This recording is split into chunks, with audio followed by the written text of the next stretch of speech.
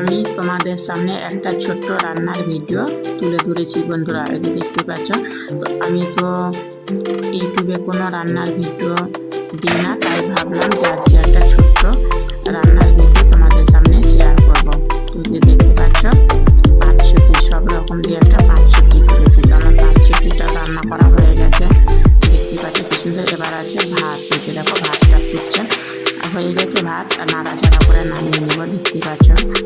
আমি ভাতটা নাড়াচাড়া